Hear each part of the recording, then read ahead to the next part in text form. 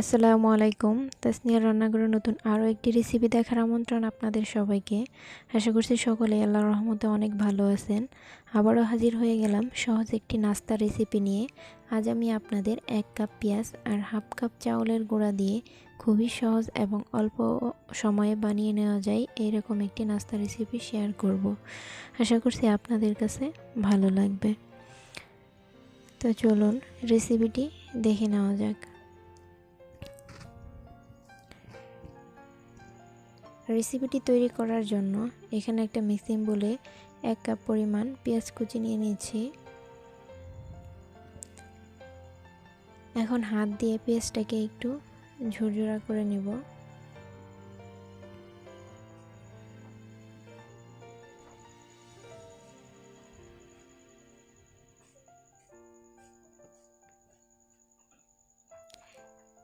এখন এর মধ্যে দিয়ে দিব 1 টেবিল চামচ কাঁচামরিচ কুচি, 2 টেবিল চামচ ধনিয়া পাতা কুচি,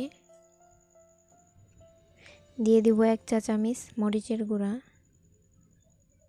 হাফ চা চামচ চাট মশলা, হাফ চা চামচ ভাজা জিরা গুঁড়া, হাফ কাপ চাউলের গুঁড়া আর স্বাদ মতো লবণ আর মরিচটা আপনাদের স্বাদ অনুযায়ী দিয়ে নেবেন।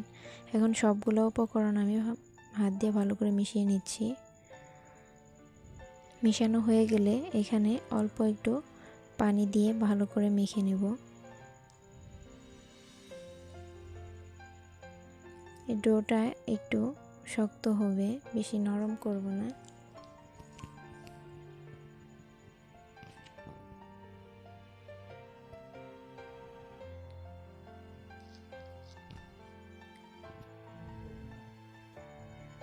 মাখানো হয়ে গেছে, এখন হাতটা পরিষ্কার করে হাতে কিছুটা তেল লাগিয়ে নেব।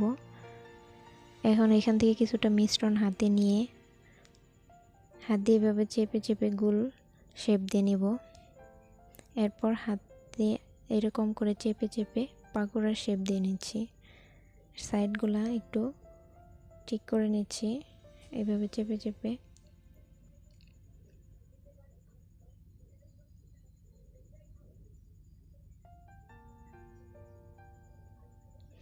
এখন এটাকে একটা প্লেটে রেখে দিচ্ছি। একইভাবে আমি আরেকটা আপনাদের করে দেখাচ্ছি।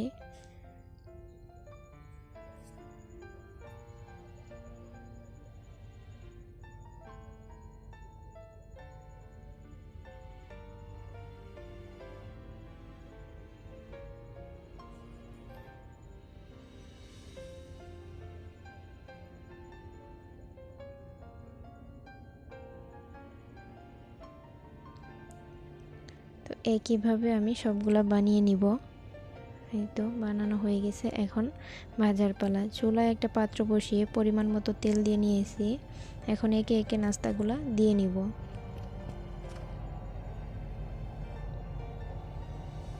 চুলার আঁচ মিডিয়াম টু লো এর মাঝামাঝি রেখে নাস্তাগুলা ভেজে নিব।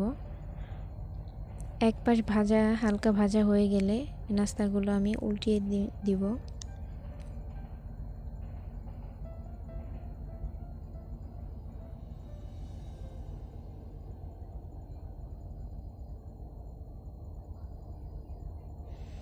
আমি আবারও উল্টিয়ে দিচ্ছি। এইভাবে কয়েকবার উল্টিয়ে পাল্টিয়ে গোল্ডেন ব্রাউন কালার এবং ক্রিস্পি করে ভেজে নিব। এই তো আমার নাস্তাগুলো ভাজা হয়ে গেছে।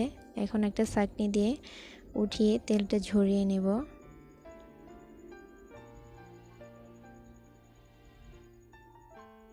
এখন একটা প্লেটে নিয়ে নিচ্ছি।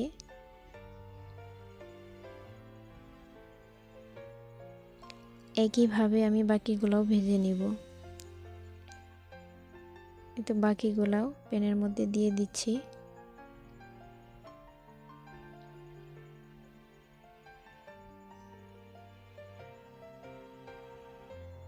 এগুলোকে উল্টিয়ে পাল্টিয়ে গোল্ডেন ব্রাউন কালার এবং ক্রিস্পি করে ভেজে নিব, ভেজে উঠিয়ে নিব।